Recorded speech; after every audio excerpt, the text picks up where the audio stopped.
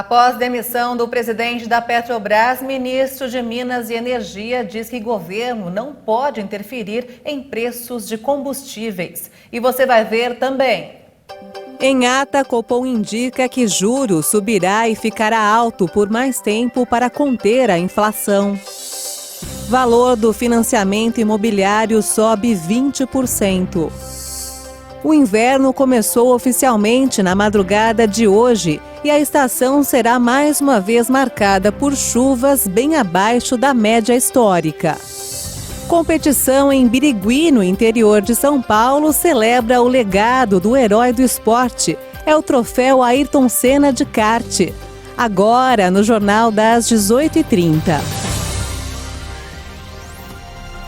Olá, boa noite. São 18 horas e 31 minutos pelo horário de Brasília e você acompanha agora as principais notícias do Brasil e do mundo desta terça-feira.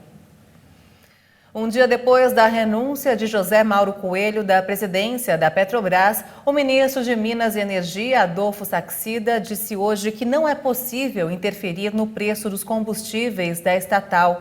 A declaração foi dada em uma audiência pública na Câmara dos Deputados. Saxida ressaltou que os reajustes praticados são uma decisão da empresa. O governo federal não tem como intervir na política de preço da Petrobras. Os normativos legais hoje impedem qualquer intervenção, seja do governo federal, seja do ministério, seja quem quer que seja, sobre a Petrobras. O ministro de Minas e Energia atribuiu a escalada de preços dos combustíveis a um momento atípico em todo o mundo. Nós estamos num período excepcional. Não adianta nós acharmos que esse é um período normal. Nós estamos saindo de 2 anos de pandemia. É a mais séria catástrofe de saúde pública dos últimos 100 anos da história. Nós estamos num momento que é a maior movimentação de tropas na Europa desde a Segunda Guerra Mundial. Nós estamos num momento que é o maior aumento de juros desde 1990 e, a continuar assim, será o maior aumento de juros mundial desde 1980. O ministro acrescentou que, com o apoio do presidente Jair Bolsonaro, indicou Caio Paz de Andrade para a função, pelo fato de ser uma pessoa com experiência em setores muito competitivos, para levar para a Petrobras essa experiência importante de valorização da marca. O ministro disse que existe sim um problema de tributação dos preços dos combustíveis e que o governo tenta amenizar a situação agravada pela redução da oferta decorrente da guerra na Ucrânia. A ANP, Agência Nacional de Petróleo, Gás Natural e Biocombustíveis, divulgou hoje a relação dos preços da gasolina em todo o país. O estado que registrou o valor mais alto para o litro foi o Rio de Janeiro, mas maior preço médio foi na Bahia. A pesquisa da ANP foi feita entre os dias 12 e 18 de junho e ainda não reflete totalmente o último reajuste anunciado pela Petrobras nas suas refinarias. Na sexta-feira, a estatal anunciou uma alta de 5,18% na gasolina e de 14,26% no diesel. O preço médio do litro da gasolina no país ficou em R$ 7,23. De acordo com o levantamento, os maiores preços médios foram registrados nos seguintes estados. Bahia em primeiro lugar, com média de R$ 8,03 o litro. Em segundo, Piauí, com R$ 7,89 em média por litro. Rio de Janeiro, preço médio de R$ 7,77. E Acre, com R$ 7,60. O menor preço médio do país está no Amapá, R$ 6,44. Entre os maiores preços encontrados na bomba, o recorde foi no Rio de Janeiro, onde o litro chegou a ser vendido por R$ 8,99. O litro mais barato do Brasil foi encontrado em um posto de São Paulo, com preço de R$ 6,17. A ANP coletou preços em mais de 5 mil postos de combustíveis no Brasil. Vale lembrar que o valor final dos preços dos combustíveis nas bombas depende não só dos valores cobrados nas refinarias, mas também de impostos e das margens de lucro de distribuidores e revendedores. E a economia brasileira cresceu novamente em abril. O dado foi divulgado hoje pelo monitor do PIB da Fundação Getúlio Vargas. A repórter Maria Clara Leite tem mais informações. Depois de crescer 1,5% no primeiro trimestre, a atividade econômica brasileira voltou a subir em abril, alta de 0,3% na comparação com o mês de março. Já na comparação anual, a prévia de todos os bens e serviços produzidos no Brasil soma 3,6% de alta. A estimativa da FGV é que o acumulado do PIB até abril de 2022 foi de quase 3 trilhões de reais em valores correntes. Especialistas atribuem as sucessivas altas ao desempenho positivo dos setores da indústria e agropecuária. O consumo das famílias também cresceu pelo terceiro mês seguido, registrando aí entre fevereiro e abril alta de 4,8% na comparação com o mesmo período do ano passado. E esse crescimento é atribuído ao consumo de serviços, de bens não duráveis e de bens semiduráveis. Já o consumo de bens duráveis apresentou queda no período. E o Copom elevou os juros básicos da economia em 0,5 ponto percentual em ata divulgada hoje. Apesar do previsto aumento, o comitê surpreendeu o mercado ao anunciar que pretende continuar a elevar a taxa Selic nas próximas reuniões. A maioria dos analistas financeiros apostava que os juros básicos ficariam em 13,25% ao ano até o fim de 2022.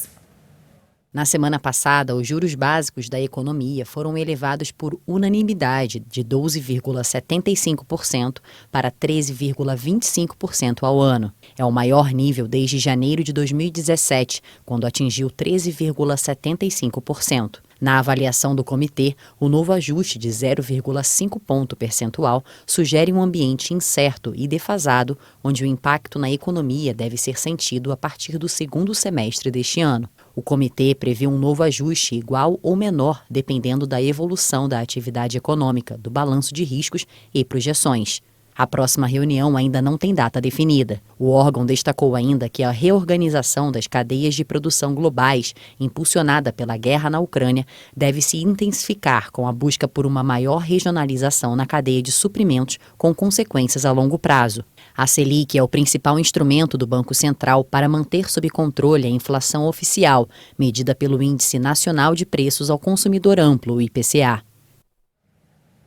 E vamos então ao mercado financeiro. O dólar fechou em queda nesta terça-feira, com participantes do mercado digerindo aí a ata da última reunião de política monetária do Banco Central, em que a autarquia indicou a necessidade de manter a taxa básica de juros em nível elevado por um período prolongado. A moeda norte-americana caiu 0,62% e encerrou o dia cotada a R$ 5,154 na venda. Já o Ibovespa, o principal índice da Bolsa de Valores de São Paulo, a B3, caiu hoje com os investidores analisando a ata do Copom e monitorando as tratativas em Brasília para frear a alta nos preços dos combustíveis. O indicador fechou em queda de 0,17% a 99.684 pontos. E olha só, o sonho da casa própria tem ficado cada vez mais distante de muitos brasileiros. O valor do financiamento subiu 20%. Em 2 anos, a taxa básica de juros subiu de 2% para 13,25%. Antônio comprou um apartamento de 49 metros quadrados no centro de São Paulo. O negócio foi fechado quando o imóvel ainda estava na planta. Na época, ele conseguiu pagar a entrada, que são os 30% do valor total do contrato, e depois conseguiu um financiamento de um banco para pagar a casa própria. Segundo ele, já naquela época, com os juros mais baixos, já era difícil pagar as prestações. Mas se tivesse deixado para fechar o negócio agora, o sonho de ter um imóvel seria impossível. Hoje eu não conseguiria, porque, como eu te falei, quando ele saiu, a parcela já ficou muito apertada para mim, já pesou. Se eu soubesse que a parcela ia ser aquela, já não teria comprado. Hoje, mais alto ainda, o metro quadrado nessa região está mais caro. Com a taxa mais alta, acho que eu não conseguiria comprar nesse mesmo local esse mesmo apartamento de 49 metros quadrados. Agora, quem quiser financiar um imóvel vai ter que desembolsar uma taxa de 20% do financiamento. O custo efetivo total reúne todas as taxas que serão pagas pelo comprador, como juros, despesas administrativas do banco e tributos, determinando o valor da parcela. O CT sobe conforme o valor da Selic. A mudança elevou os custos totais de financiamento, que cobram agora 9,8% dos contratantes ao ano. Por exemplo, um imóvel de R$250 mil, esses 2,8 pontos percentuais a mais significam R$68 mil só de juros. Em outras simulações, um apartamento de 1 milhão, o comprador vai pagar R$300 mil a mais. Já um de 500 mil, essa conta fecha em R$137 mil. Diria que não é o momento, talvez, de fazer essa escolha se você puder esperar passar essa turbulência. A gente está vivendo um momento de economia em que a elevação da taxa de juros faz parte de uma estratégia para conter a inflação. Então, os juros estão altos do nosso país. Quando os juros estão altos, tudo fica mais caro. Se for possível usar esse momento de juros mais alto para fazer o dinheiro que você tem, que seria aquele valor para dar entrada no imóvel, render um pouco mais e daqui a 2 anos, de repente, reavaliar o momento de compra, provavelmente vai ser mais vantajoso. Para a especialista, antes de fechar qualquer contrato, o comprador deve analisar todas as despesas para não cair em nenhuma armadilha. Quando você vai ao banco, você vai se deparar com uma série de custos além do valor do imóvel. Então, vão ter custos, provavelmente, com o corretor, vai ter custo de taxa de vistoria para aprovar o financiamento, você tem que ter uma renda comprovada que permita a autorização desse financiamento, junto das prestações do valor que você vai pagar para amortizar uma dívida, vai ter os juros, obviamente, né, que o banco vai cobrar, mas vão ter também seguros de invalidez permanente, seguros de danos ao imóveis. Então, quanto mais velha a pessoa for, maior serão os custos desses seguros, né? Porque maior é o risco dessa pessoa vir a faltar, acontecer alguma coisa, então o seguro tem que honrar aí com a quitação. Então, é bem importante enxergar que além dos custos do próprio imóvel, existem outros custos, inclusive quando nós entramos no imóvel, geralmente nós gostamos de fazer uma pequena reforma e junto com isso vem outros valores que talvez não estivessem programados. Já o Antônio, que pensou em trocar o apartamento por um maior, o negócio agora é tentar quitar a dívida do que comprou em 2016. Eu não conseguiria pagar isso. A Agência Nacional de Energia Elétrica, a ANEEL, aprovou o reajuste nos valores das bandeiras tarifárias, a cobrança extra nas contas de luz quando aumenta o custo de produção de energia. A maior alta será na bandeira vermelha patamar 1, um reajuste de 63,7%. A bandeira amarela vai subir 59,5% e a vermelha patamar 2 aumentará 3,2%. A bandeira verde seguirá sem cobrança. Os novos valores entram em vigor em 1º de julho e serão válidos até meados de 2023. E você vai ver ainda nesta edição, o inverno começou na madrugada de hoje e a estação será mais uma vez marcada por chuvas bem abaixo da média histórica. E ainda, competição em Birigui, no interior de São Paulo, celebra o legado do herói do esporte. É o troféu Ayrton Senna de kart. Os detalhes em instantes. Até já!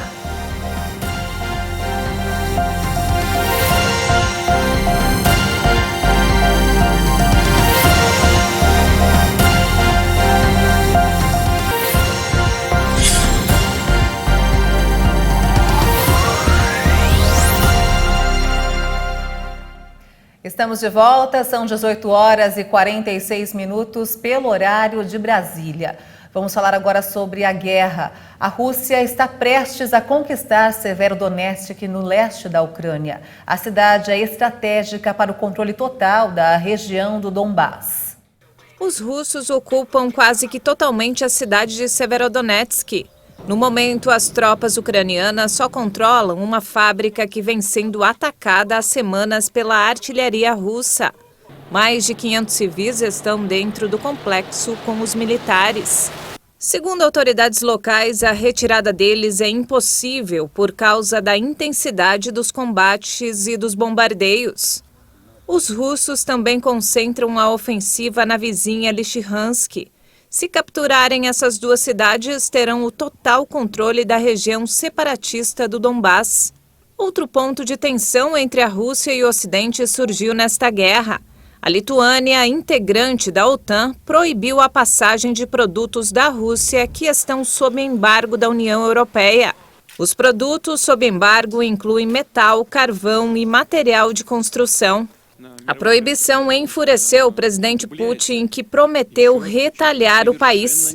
A Lituânia diz que está apenas cumprindo as regras das sanções impostas à Rússia. O presidente da Rússia anunciou hoje que irá fortalecer ainda mais suas forças armadas. Putin informou que até o final do ano, os mísseis hipersônicos capazes de carregar 10 ou mais ogivas nucleares estarão mobilizados para combate. Nos Estados Unidos, após autoridades americanas autorizarem a vacinação de crianças entre 6 meses e 5 anos contra a Covid, os pais levaram seus filhos para receber a primeira dose do imunizante. No sábado, os Centros de Controle e Prevenção de Doenças autorizaram doses da Pfizer e Moderna para o grupo. A Agência Americana de Medicamentos já havia autorizado o uso emergencial para a faixa etária um dia antes. Estamos super emocionados. Estamos esperando por isso há muito tempo. Ele é de risco super alto, então você sabe, nós temos vivido em uma pequena bolha. Não pode fazer isso, viver uma vida normal de criança. Mas agora ele tem uma pequena armadura que ajuda muito. Estamos muito animados em saber que podemos começar a proteger nossos filhos, mantê-los seguros e impedi-los de serem hospitalizados se forem infectados. Então este é um grande passo para realmente chegar onde precisamos estar. Com o início da imunização, os Estados Unidos se tornaram o primeiro país a aprovar o uso de vacinas de RNA mensageiro para crianças a partir de 6 meses. As doses aplicadas são menores que as praticadas em adultos. No caso da Pfizer, são 3 microgramas por aplicação, em 3 doses. As 2 primeiras com 3 semanas de intervalo e a terceira 8 semanas após a segunda. Já a Moderna vão ser 25 microgramas em 2 doses com 1 mês de intervalo.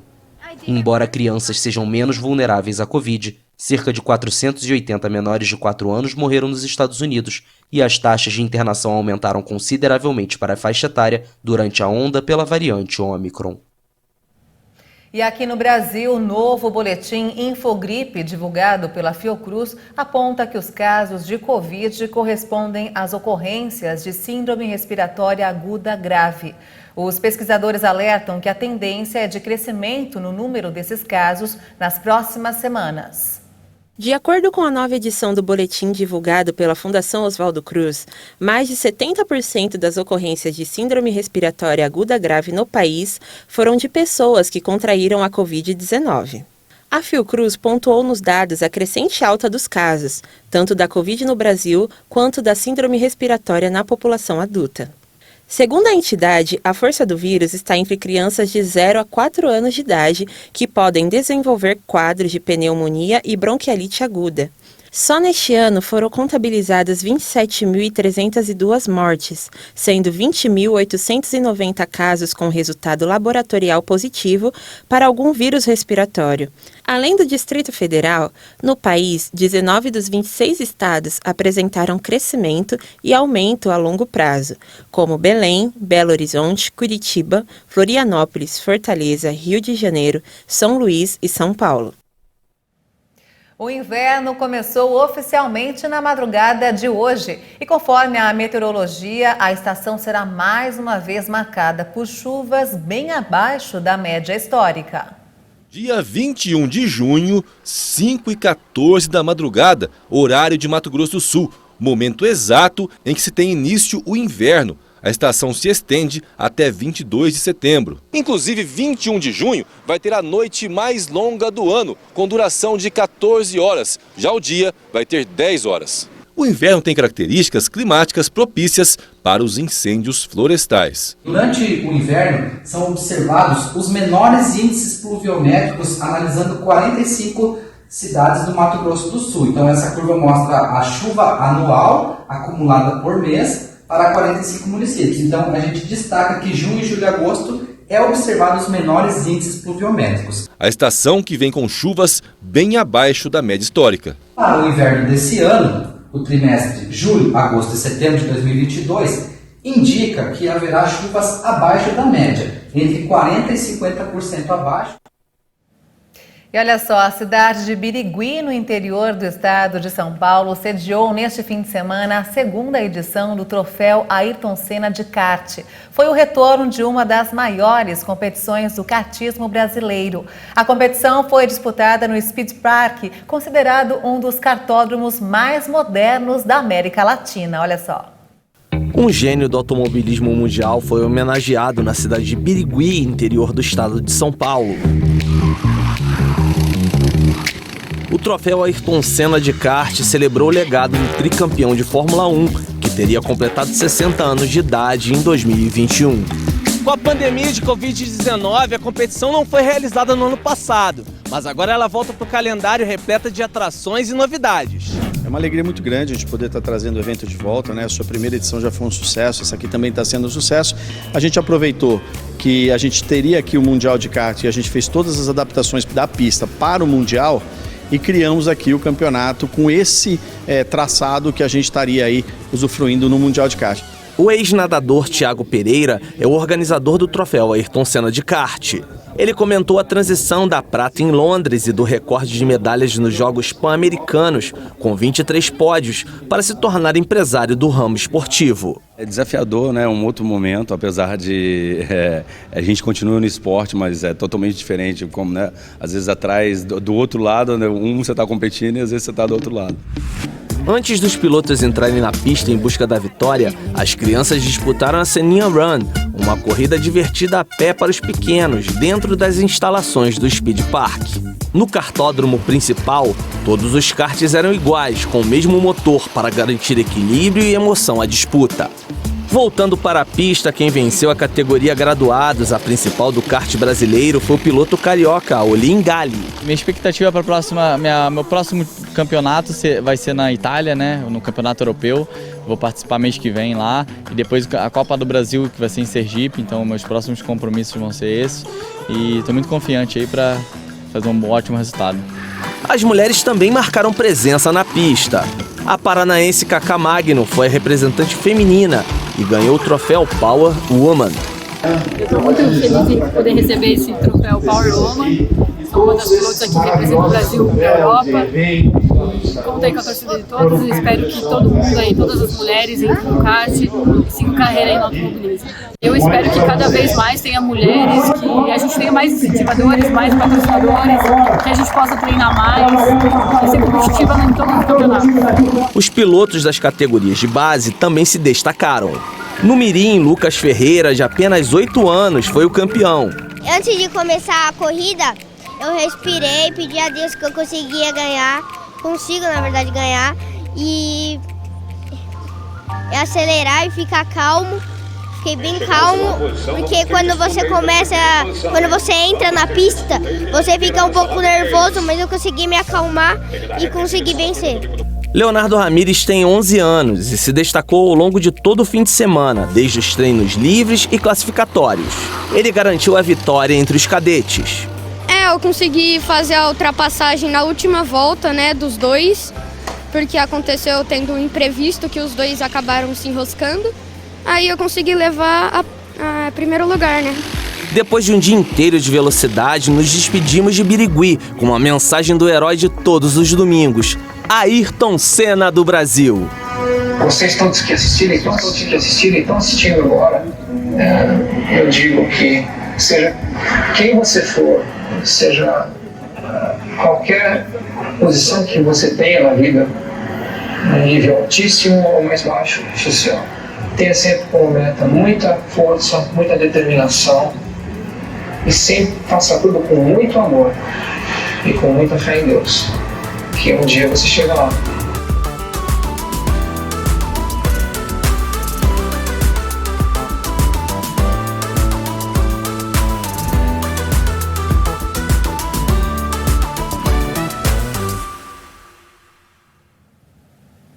Muito bacana, né? O nosso inesquecível Ayrton Senna. E o Jornal das 18h30 termina aqui. Você acompanha outras informações durante a nossa programação. Obrigada pela sua companhia e uma boa noite para você e até amanhã. Tchau!